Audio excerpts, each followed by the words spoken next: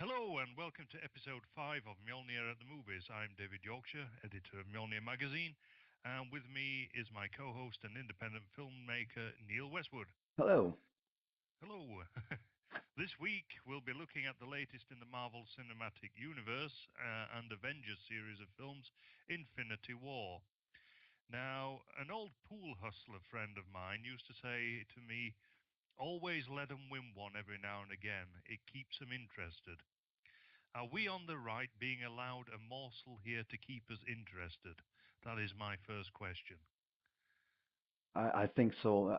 I think the best part of this movie hasn't been the movie itself, it's been people's reactions to it. Like somehow their whole foundation of belief in the movie has suddenly crumbled because the bad guy has won. Yeah, you had an interesting experience in the cinema because you watched it in the cinema, didn't you? Whereas I watched it on super shitty camcorder vision on Pirate. Uh, Yeah. but you had an interesting experience in the cinema. It was the first time in my life I've ever seen an audience be absolutely silent at the end. And I stayed to watch the little mini movie at the end. And I think me and about maybe 10 to 15 other people were the only people who stayed to watch the mini movie at the end. I think they were in abject horror at what they'd just seen. Ah, you mean the little snippet at the end that sort of leads into the follow up with Y- Samuel L. Jackson? That's the one, yeah. Now, everybody usually stays for those. It's like a thing you do with a Marvel movie, apparently. Stay to the very end. But no, didn't happen this time. Yeah, that's right. And wasn't it beautiful to see Samuel L. Jackson as Nick Fury swept away into dust? Wouldn't it be great in real life? Yeah, he gets a pass in some of the movies he's done, but he's effectively the same character in every single movie he's done. He just changes the setting of the movie, and they put him in it as the obligatory black guy who can make swearing sound cool. Yeah, that's right. I mean, the end quote that we had from Samuel L. Jackson was his traditional and of course we didn't get the end because he got Yeah, swept away into dust, which was nice. And, but yeah, I mean this is sort of part of the casting as well, which we don't like, of course, because Nick Fury used to be white. He was white all the way through the comics, and suddenly we have a black cast as Nick Fury. and the Black Um, Heimdall too, just to keep things interesting there. Black what? Sorry. The Black Heimdall from Oh yes, the Black Heimdall. Now there again, that was also nice too because he died in the first few minutes. yeah, yeah, he really died. Like dead this time. And I don't think he's coming back this time. I hope not. Yeah. In fact, some of our most annoying characters died in this film, which was very nice. I thought. Yeah. I especially enjoyed seeing Spider-Man snuff it. Um, I don't know what it was. I just enjoyed it. It was the reaction in the audience as well, like gasps. Oh my God, they've just killed Spider-Man. They've, Yeah, it's. I think it's because Spider-Man, the new Spider-Man anyway, reminds us so much of the young millennial. I think that that might be why we probably dislike him so much. well, the thing is, I've got to be honest here. I've never been a big Spider-Man fan. I've never ever kind of bought into it. I didn't like Sam Raimi's version. I think he's one of the worst, most overrated directors of all time, and it never really grasped me as much as the DC universe. So when I seen Spider-Man like turning to dust, I actually was a little bit happy inside. Oh, are you more of a DC man then? I, I've never really gotten into comics on the level of like what some people are. I think I only really started getting into them properly was when the Batman movies came out, the Christopher Nolan movies, because the Marvel universe just seemed a little bit sucky to me. There was something about it that just reeked of um, you know commercialized soft toys and like board games and computer games. I was kind of disgusted by it. Um, and I just didn't want to really buy into it. But I seen the Dark Knight movies, and they were semi-realistic, and I could buy into them more. And I liked that the good guy was a bit of a bad guy, and there was no real big difference between the good guys and the bad guys. There was a sort of gray area, and I liked that more. I thought it was more interesting than the Marvel universe. And the only Marvel character I ever really got into was Daredevil. Right. Um, that's interesting that because the Marvel superhero that I got into was Ghost Rider when I was a kid, who again is is that sort of morally ambiguous character. And you're a pagan, I'm a pagan, and I think that that's probably comes from that aspect. Actually, that we don't see things in terms of good and evil as much. It's not a Christian view of the world. Yeah, I think Marvel for me, maybe I'm out of place saying this.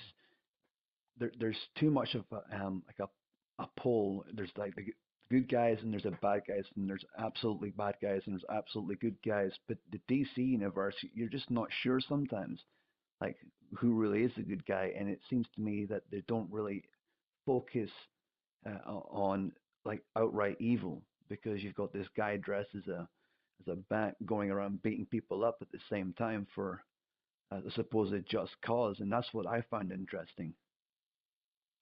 Yeah, that's true. Although I mean the other Marvel superhero, because I did read Marvel comics for a time when I was a kid.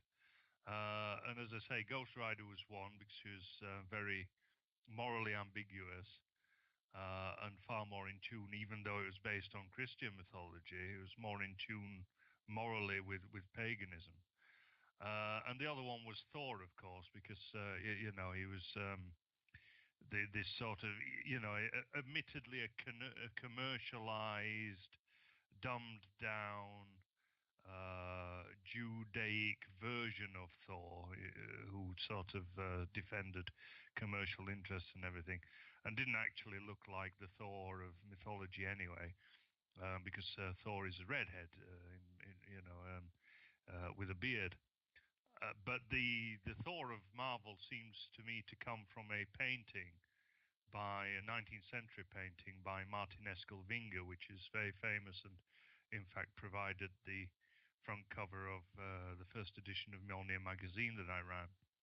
Okay. And so that's where the sort of the blonde hair and clean shaven aspect came from, which was a sort of a late 19th century reinterpretation. But definitely, in comics, a commercialized, Americanized Judaic version of the real sort of God. Um, but equally, I liked him because he was this Aryan sort of Superman and everything.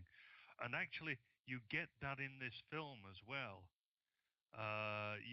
There is a point where he's found floating through space by the Guardians of the Galaxy, and he's brought inside the spaceship, and they all admire him. So there's what's I forget the name of them now, but there's the black woman painted green. Oh yeah, Is she called Gamora, if I remember rightly? Gamora. Yeah, you mean Star Lord? I think his name is. He's Yes, Star Lord is very jealous of him. yeah, Gamora, the black woman who's got green skin, it admires him. The Rocket Raccoon, played by no, it's not Vin Diesel, is it? It's Vin Diesel is Groot. that's right. In a very challenging role. Yeah. Well, the thing is, it's probably cheaper to put Groot in than him in. So I'll just Well, that's right, yeah. No, Dave Bautista is the other one I'm thinking of. Drax the Destroyer. He plays, doesn't he? And they're all sort of fawning over this fine specimen of masculine Aryan perfection. And that's right. Yeah. this the to have this in a mainstream Hollywood film now, it's sort of blasphemy, isn't it? Almost. Yeah, he was overly powerful, wasn't he, in the movie? He seemed to be the only one that never really seemed to be affected by anything. Did he die in the movie? I can't remember if he died or not. No, no, he didn't. And Oh, in fact, he almost killed Thanos at the end, yeah, and rescued Wakanda. yeah. Which The I'm mighty, so you've got a mighty whitey narrative of sort of this big white sort of colonialist going in and rescuing an African state. yeah. It's fantastic. See, I've not really looked into the online reviews to see if anybody's spoken out about any kind of racial issues that were, you know, abundant in the movie. Has anyone, have you noticed it? Anybody brought anything up about it? No, I haven't. No one is mentioning this, and I find it bizarre actually that no one is mentioning this. Because there were so many things, and I was chuckling in the cinema, and people were looking at me like especially the part where what's his name? He asks if he needs to bow to the Black Panther. And the Black Panther laughs and says, "No, we have no need for that kind of thing here." And I burst out laughing, but not because I thought what he was saying was funny, but because it was such a stab saying, "Well, we've risen above all that kind of way of life. We don't make people bow down in front of us. That's what you do." Yeah, even though they have kings, Yeah, which yeah, so it contradicts itself right yeah. there and then. And I mean, we ought to look at the Wankanda scene, in general actually, because it sort of has a lot to do with the wedding yesterday as well, with Harry and this half negress, and the promotion of blacks in as aristocrats, really. Well, the thing is, you're going to have to run the whole Wakanda thing past me because I've got to be honest, I've never seen Black Panther. So I don't really know exactly what it's supposed to be. And I've got questions myself, even at the suggestion of this weird hidden countryside that no one's ever heard of. If they have this technology, why the hell have they not helped the countries round about them? Yes, I'm sorry. What did you call that place? I didn't catch that. Is it Wakanda? I thought it was Wankanda. Yeah, is it No, Wakanda? Is it I, Wakanda? I'm sure it's Wow. Wankanda. Yeah. Well, Which is why they don't help anyone. See. all right, okay. Maybe they're too busy doing something. But anyway, Dick's out for Wankanda. There we Yeah. go. But yeah, this is the question, of course. Why haven't they helped the rest of Africa? You've got Zimbabwe there, starving to death, in terrible poverty. Over 2 million people died of famine, and instead they've built a wall. Yeah. They've built a wall, Yeah. like Donald Trump. They've built a wall. Yep. They've not even gone to help the poor people in Ivory Coast and all the people that we're told about in the news starving to death. The ones that Bob Geldof sends packages out to. Why wasn't Black Panther out there helping? Yeah, the one these packages that Bob Geldof sends, that's his money that he's Oh, right. laundering, isn't Oh, that's all right. it? He just sends it to the banks there to disappear. That's all. With Bono. You mean it's not put to good use?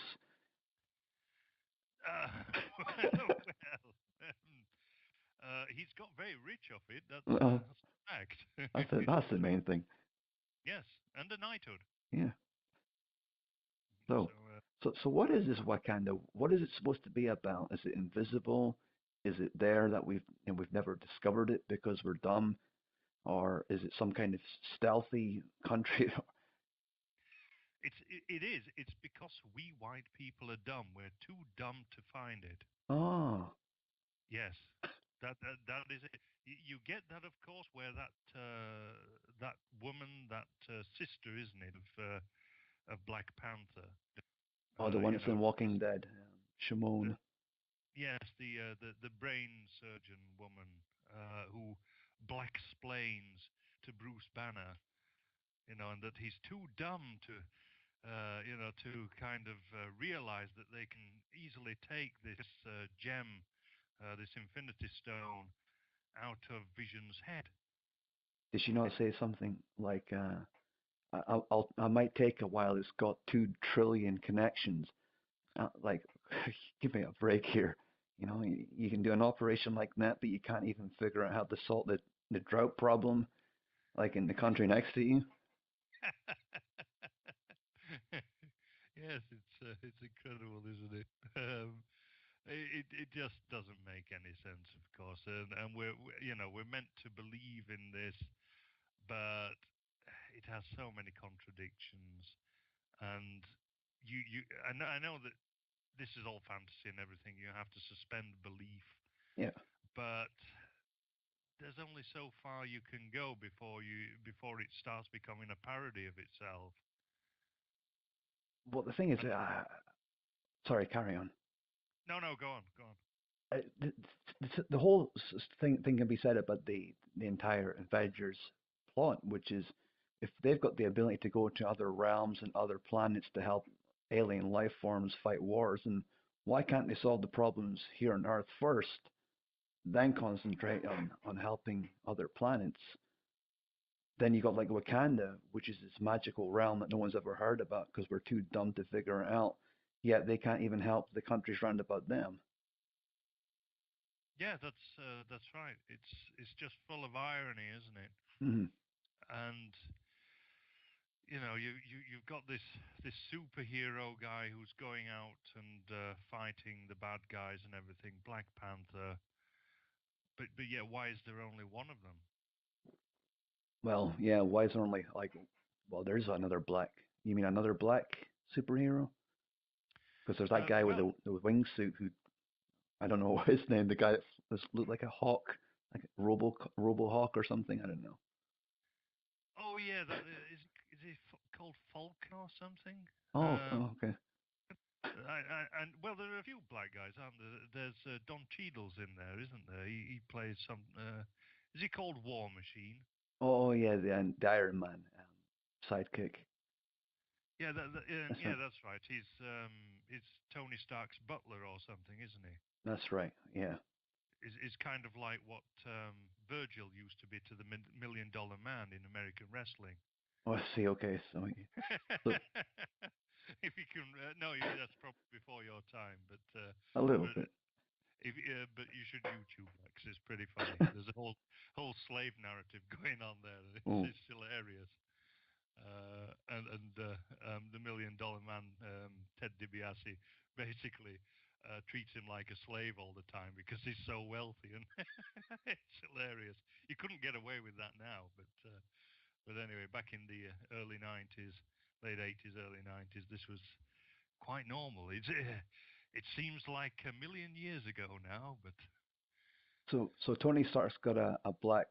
servant, and he made his millions by building bombs to blow up Iraqis, didn't he? Was that not the premise of the first movie? That he made his money by making bombs and stuff. Yes, that's right. Yeah, he did. Wow. which is which is how billionaire weapon makers and stuff like that get their money, I suppose. Yeah. Well, Tony But Stark done it, so I suppose yeah, that makes everybody else okay. that's right. Yeah, Yeah. and don't forget he's a philanthropist. Oh, right. So that makes everything okay for Tony Stark. Yes. See, it was great seeing Spider-Man die in his arms, wasn't it? But it's interesting actually because Thanos, the villain, says that he respects him, Well, that he mm, respects Tony Stark, is that because which of is what Tony interesting. Stark done when he was younger? I suppose. I think it's a number of reasons actually. I think that Thanos he's an interesting character actually because he's not a stereotypical bad guy. He's very hard to dislike at times. He's quite paternal at times, and he has a certain logic and a certain way of seeing the universe. And his motivation is that there's simply too much life in the universe, and that everyone has to suffer because there's basically not enough resources to go around. Hmm. And so he basically wants to kill off a half of the universe to keep the universe in balance. Okay. Now, keeping the universe in balance is a very pagan idea, of course, but his is a sort of retarded version of that, which sort of makes him into a villain. The one thing I noticed in the movie when I watched it was I was wondering why the other superheroes were dying, if they were being selected because of what status they had as superheroes. But then I realized that the film was saying that this call, this mass genocide, wouldn't really pick and choose. Could be anyone, and it just so happened that these Avengers who vanished were a part of that. Yeah, that's right. Everything was at random, although in the meta narrative they weren't really at random because had they killed off more of the Avengers and less of the Guardians of the Galaxy, they couldn't really have called the next film an Avengers film. So, Well, that's okay. Yeah, that makes sense now. yeah. But going back to the Thanos and Tony Stark narrative, that is interesting because I think there is a respect for Tony Stark as a fellow warrior and as someone who, I mean, if you look into the backstory of Thanos, someone who has made himself greater through his own efforts, which again is a very pagan idea and very aristocratic idea. I suppose I'm not too familiar with Tony Stark, other than the contraption he builds onto his chest to stop him from dying. So he's effectively saving his own life by what he's created. His creations are saving his own life. He has that will to survive, I suppose. This will to do anything to stay alive and win, I suppose. Yeah, but also I mean, don't forget that he's like Batman. He's not really a superhero. He's just a hero. He has got no superpowers. He has transformed himself into a superhero through his own endeavors by creating this suit. Oh, I suppose, yeah, yeah. I never really thought of it that way. It, so, who are the actual superheroes in the Avengers and who aren't? Well, Thor is obviously a superhero because he's a god. Okay, Um, Bruce Banner and the Hulk, he's a superhero because he's become a superhero through a sort of a mutation, okay, which is done through his experiments with gamma radiation. Captain America, he also goes through a genetic experiment to make him superhuman because he's physically undersized and feeble. in the first Captain America film. Okay. But he undergoes again this experiment to make him superhuman. And now then, could Stephen Strange, Doctor Strange, be regarded as a superhero because he can, he's one of the more powerful ones in that he can do magic. But yet, this is stuff that he's actually learned. He himself is not born superior. Okay. So again, that's another grey area. And Spider-Man, he's obviously another superhero because again, he, well, it depends. The usual one is that he gets bitten by a genetically modified spider, or Okay. in the good old days, it was a radioactive spider or something like that. But they've sort of changed the narrative, and so that's the Avengers. The others are pretty much heroes. So, for example, War Machine, Falcon, and Tony Stark. These are all normal people. Is Black But Panther a normal person? Is he? I think that Black Panther is also a normal person who is enhanced by this suit that he wears. Oh, But he's not really an Avenger. right. Okay, so the Avengers are just like the Iron Man, Captain America, uh, Black Widow. Is that right? Black Widow. Oh yeah, yeah. There's Black Widow in there as well, isn't there? Yeah. Black Widow. That's the Scarlett Johansson character, isn't it? Yeah, she's just a normal woman. Although she does take that sort of tincture of laudanum or whatever it is, like Nick Fury, to keep her young. And who's the other guy that wasn't in the Infinity War? The guy with the bow, Hawkeye. Where the hell is he? Like, did he die in the last one or? Oh yeah, Hawkeye. Is he there? I can't remember having seen him. No, I don't think he was in it because I was wondering where the hell is Hawkeye? Maybe he just realized that a guy with a bow is not going to do much against Thanos, so let's not put him in this movie. That's right.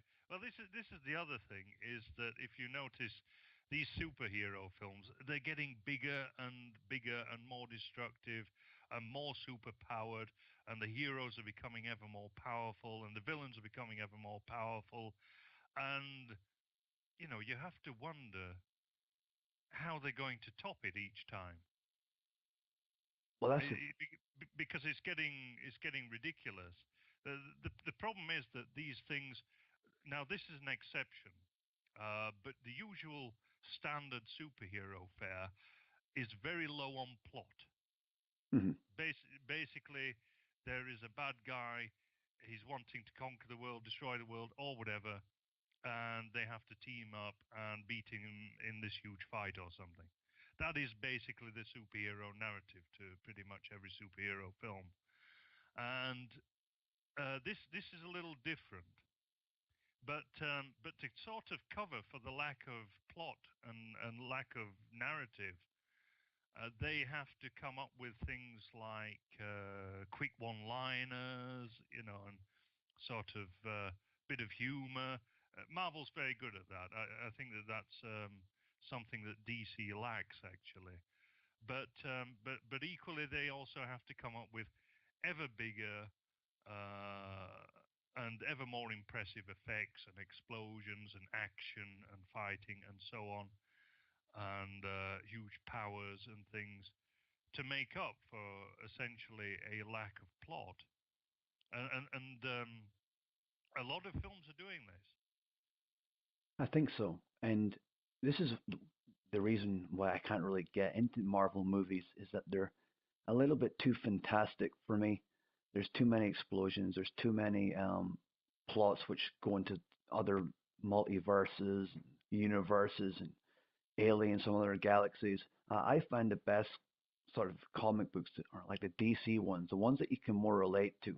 And I find something like a plot involving the Joker, and he's shut off all ways to get into your city, and he's going to release this poisonous gas, and Batman's got to save the day. I find that much more terrifying and much more entertaining than knowing that this all-powerful being can come down and just end my life at the click of a finger. How are you supposed to be scared of something like that? Yeah, that's true. Now, I'm going to give this film a lot of credit here in that it does have quite a good plot. I think that there are a lot of different what is termed in sort of medieval literature the quest, Okay, and there are many different quests in it, and this is pretty good because you get different groups of people on different quests, and that actually makes the narrative quite rich, especially for one of these kind of films. But for example, the villain gets a quest, which is very unusual. So, in a way, Thanos is the hero of this film because his quest is to get all the Infinity Stones for his gauntlet that he's had made. that's right. Uh, yeah, Thor gets a quest, so he is also a hero. He gets the quest for the new hammer axe thing, and the people who are helping him. Hmm. So they get a quest, but the real main quest, the real main thing that drives the narrative, is given to Thanos, who's the villain. So the villain is the hero here. It struck me as a movie that has been written to cater for gamers or RPG players, I suppose. Um, uh, with quests, you all get a specific quest. You've all got to go out and do your own thing, and hope that the boss that you meet in the end isn't so powerful by that point that you're not going to win anyway. So whoever is like the best player of the game through skill or experience or however they do it is going to be the winner. Yeah, I see what you're saying there with the whole commercialism aspect of it, and there is that to it. This sort of gamer thing to it. But don't forget that these games they come from a traditional narrative, a narrative that goes back to epic, essentially. If you look at, for example, the Odyssey, Homer's Odyssey, the quest there is for Odysseus to get home, and he has all these different adventures through which he has to go to get back to home to save the kingdom of Ithaca, which is his kingdom, of course. So there is. I see what you're saying in that there is this sort of nod towards the gamer community and that kind of thing, but equally it does have quite a traditionalist structure. You could compare it with the Grail Quest, for example. Okay, So I don't really have a problem with that.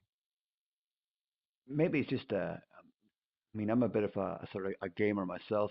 Sometimes I've got a few hours free, but the way I seen the movie was that all these individuals have to go out and get something in order to fight against Thanos. But Thanos has gained all these Infinity Stones by effectively their failings and their quest to try and beat him. He's actually gained something from them, and until he becomes this unstoppable force that if they hadn't have made such decisions, like for example, the first stone that he gets from Loki, and Loki gives him it in exchange that he doesn't kill Thor. Yeah, that's right. But as I say, the whole game, the whole sort of quests in games comes from these very old narratives in literature, really, and in myth even. And I think that this is why the film works. I think that the film works because, like Star Wars, it has a nod towards myth.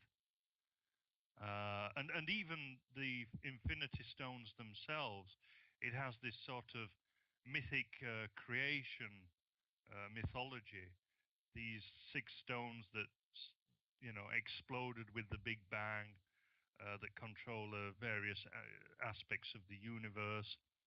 You'll notice, of course, the number there, six, that always comes up, with a nod to a certain tribe who run Hollywood. Okay. I um, wonder who that could be. yeah, but but anyway, that aside, th- there's a lot of sort of an artificial creation of a mythology in there, and I think that that's why it works. That it does have a certain depth to it, and this has been going on in. I don't know if you've been following the Marvel Cinematic Universe, but there's been reference to these Infinity Stones, in quite a number of the films. I've seen the Guardians of the Galaxy movies. I like them, and I'm sure one of the stones was in the first of those movies with the guy Ronin. But I don't know what the other stones are. I don't know what they do. I don't even know what they're called, to be honest with you. I just know that Thanos needed all of them. Was there time in awareness?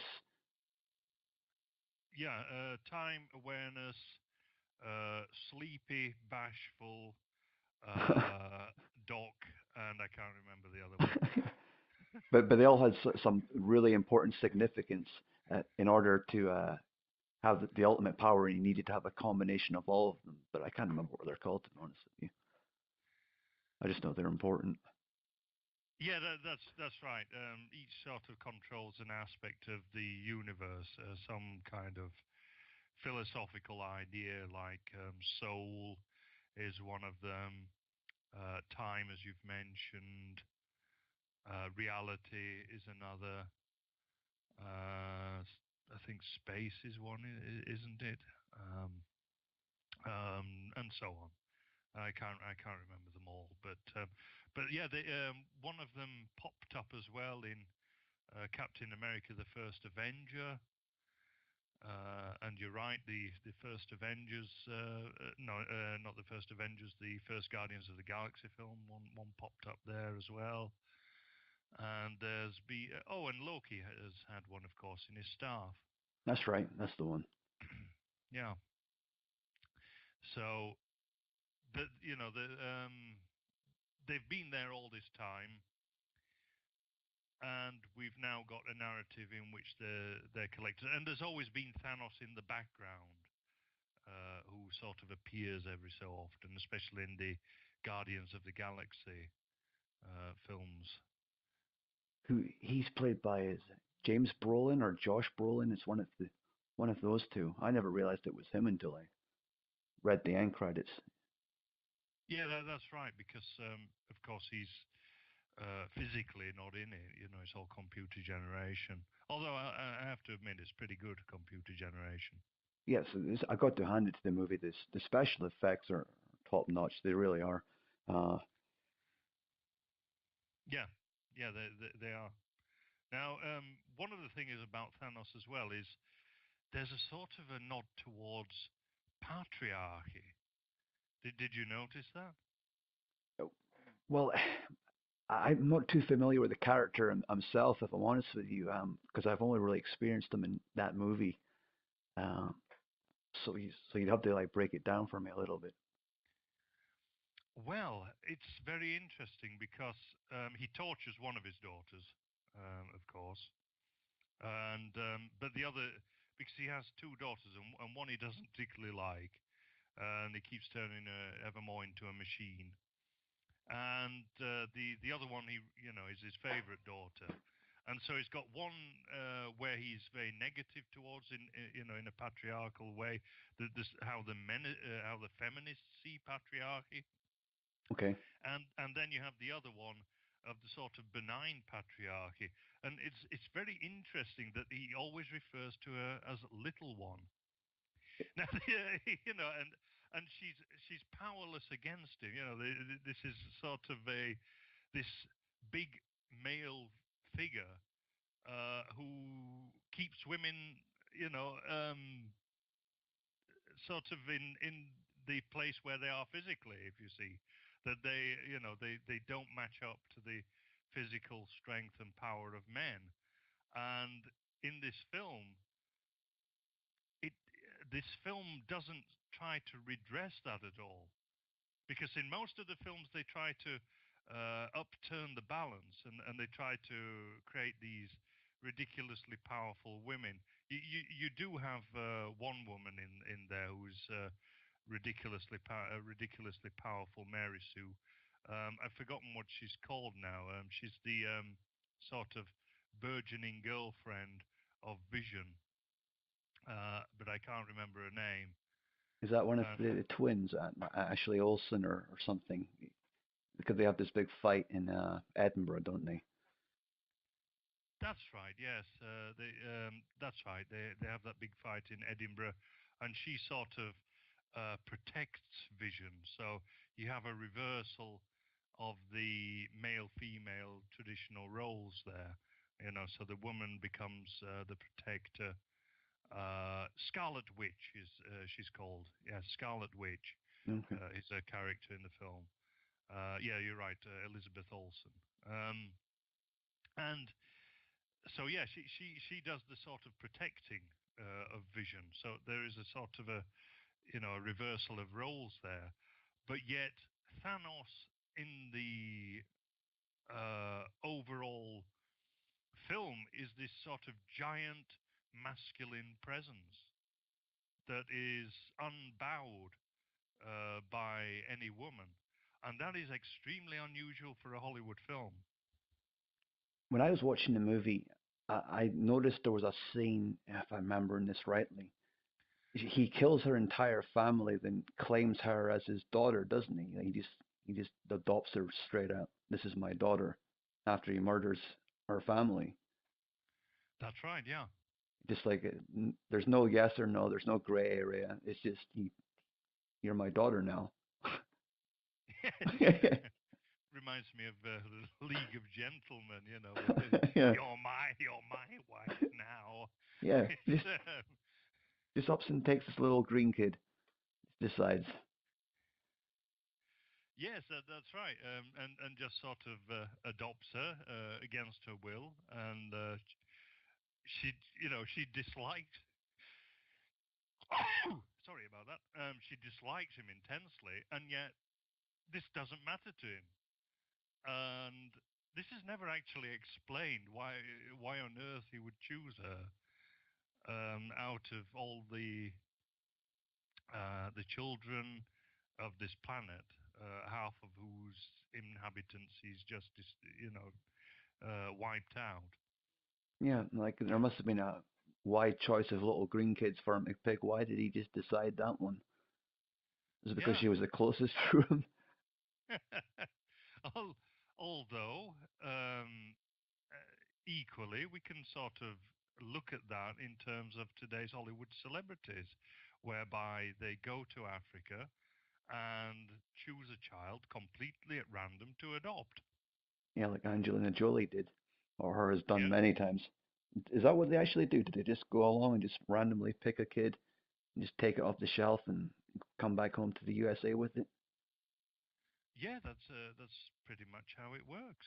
Well, It's sort of there's an interesting story by Guy de Maupassant, the French writer from the 19th century, and it's called Aux Champs, sorry, Aux Champs, and it's about a couple basically who've not been having much success in having kids, and they're from sort of the high bourgeoisie, and they basically go out into the peasantry, the people who work on the fields, and they just go up, and say, "Oh, look, that one's very nice," and go to the parents and say, how much for your kid?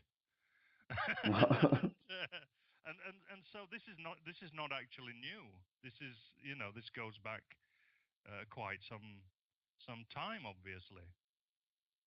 do you think this is why Thanos does what he does? Is this one of the reasons? Was it an indirect statement by Hollywood?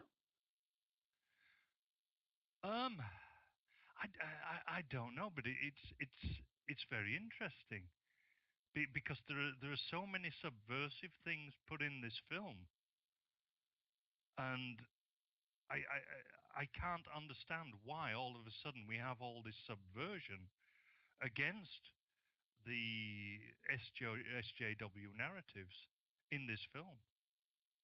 Well, I've got one theory, and that is it's obviously for money. Either they're trying to get people who are on the right on their side for one movie so they can profit for a little while to make the next movie. Because we all know what's going to happen in the second film is that Doctor Strange is going to turn back time and everybody's going to be A-OK and Thanos is going to be dead and Wakanda is going to be restored. We all know that's coming in the next movie. So Yeah, is this a build-up before a pressure release? yeah. Well, there is definitely that to it. Of course, we mustn't kid ourselves that this is just a sort of a part one that that leaves people on a bit of a downer. People have compared it to The Empire Strikes Back, actually, Yeah, it's one of where those movies. Yeah. that's right, where you have where it leaves on a negative note in preparation for the sequel, and so there is that to it. And of course, did you notice what happened at the end in that little end sequence right after the titles? It was Nick Fury texting on his mobile phone and calling somebody in, calling up in backup. Was is that right? That's right, yeah. But who is that backup? Did you Uh, notice the symbol? Did you it, notice it the was symbol on his? Captain Marvel. Is that her name? That's right, yeah. Captain Marvel, formerly Miss Marvel, because she's not the original Captain Marvel, of course, because that was a man, and of course we have again this all-powerful woman taking the role of a man. So we've got sort of ethnic minorities taking over the roles of white males. We've got women taking over the roles of white males. Um, I mean, we can't say too much about it because most of the comic industry is run by Jews.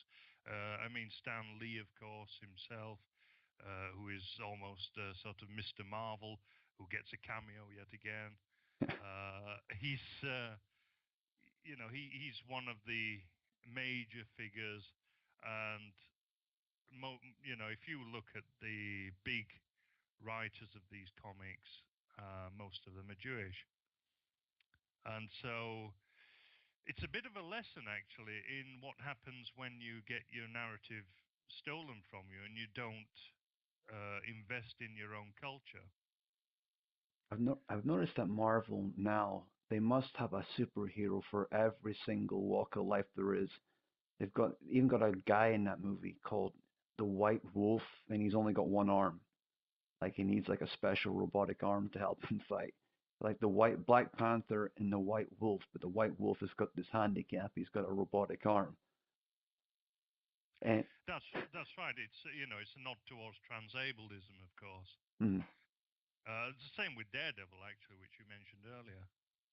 absolutely, but I think with Marvel especially, well, this particular branch of Marvel is that they've got the Black Panther, they've got the White Wolf, they've got the Hawkeye who's just like this ex-soldier war veteran who's got PTSD. I mean, there's like every sort of walk of life in there, and it seems to me they're trying to appeal to too many different groups, and they're trying to get in the sight of everybody by including these bizarre characters and trying to please everyone, and forgetting that they're neglecting the story completely.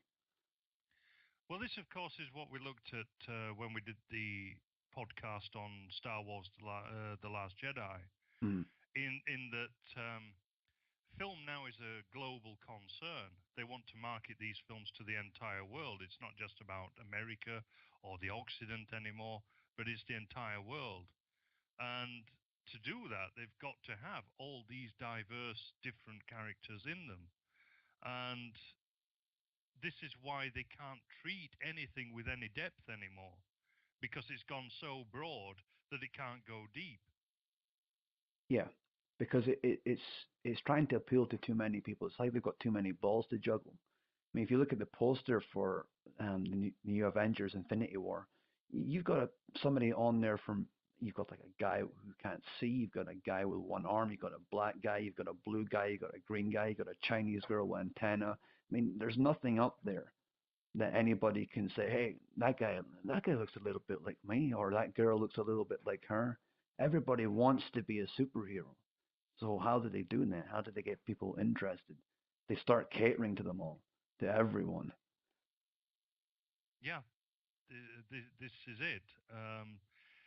You've got to have some, you know, one person for every different demographic you can possibly think of.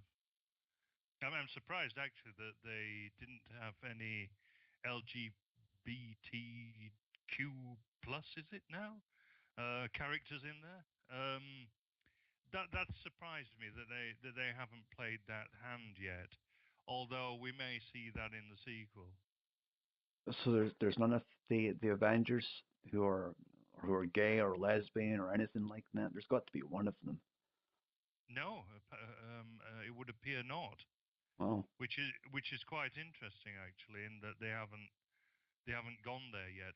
Although, of course, this is also the problem of global marketing, in that there are still large swathes of the world that are very much against that, I and think so if they want to sell, for example, in the Middle East or in Africa or in China, then they've got to sort of restrict themselves from going full SJW.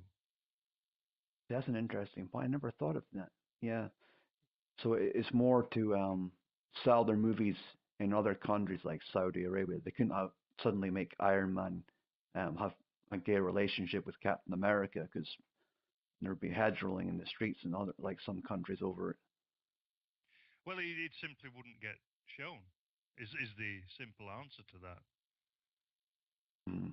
So yeah, so it's nothing to do with they're not allowed because evil white men are stopping them. It's because they can't make profit in other countries if they do stuff like that. Yeah, that's right. Yeah. Because the what liberals forget is that it's only the West that have gone liberal, and even, large parts of the West are against it, but they forced this top down. But yet, large parts of the world haven't. Large parts of the world are still extremely traditional. Yep. And uh, there's got to be one soon. They've got to introduce it soon. I'm trying to figure out who it'll be. Like, who are they going to announce as gay? I bet it's Ant Man. Well, it wouldn't surprise me if this Miss Marvel, or Captain Marvel, as she's called, ends up being the one who is sort of an all-powerful, because she's one of the most powerful superheroes in the Marvel universe. And it wouldn't surprise me if she's sort of an all-singing, all-dancing militant lesbian. And who is playing her? I don't know actually. Don't know. I bet she's like just like really, really exceptionally nice looking, but she's going to be a complete cock block.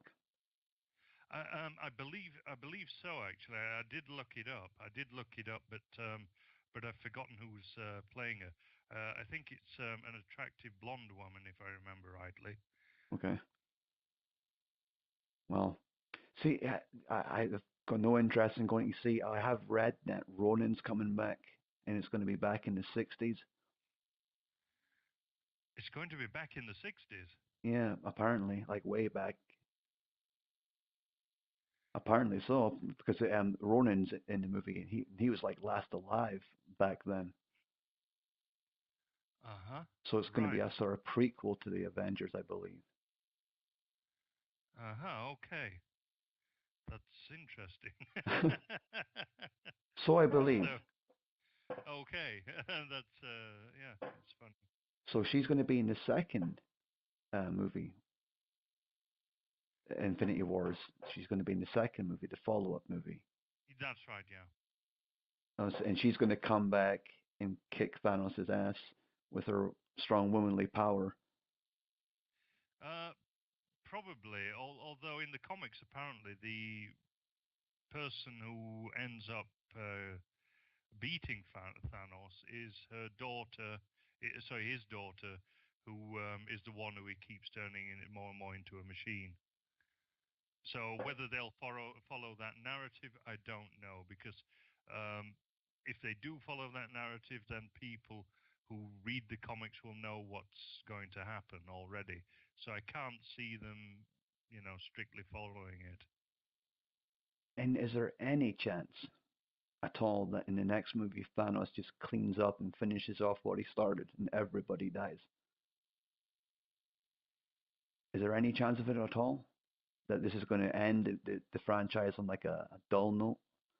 I mean, they can't just suddenly convince a whole bunch of people in an audience that Doctor Strange can turn back time and make everything okay again.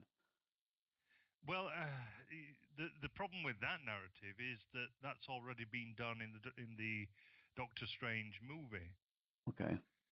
So to rehash that would be, I think that people would find it extremely unsatisfactory. Mm-hmm. So how on earth are they going to do it? Because well, you said as well, if you show an audience in a cinema Doctor Strange doing it for a second time and bring everybody back from the dead, that's gonna I don't know, it's gonna ruffle a few feathers, I think. Yeah, yeah, that's true. It's going to be like the problem that Richard Donner had if he were to have finished Superman 2, because the ending for Superman 2 was meant to be where he, spun the world back and spun back time, which happened at the end of the first Superman film, of course. That's right. So So I don't know. Maybe that's also one of the reasons why he got the boot. Who knows? But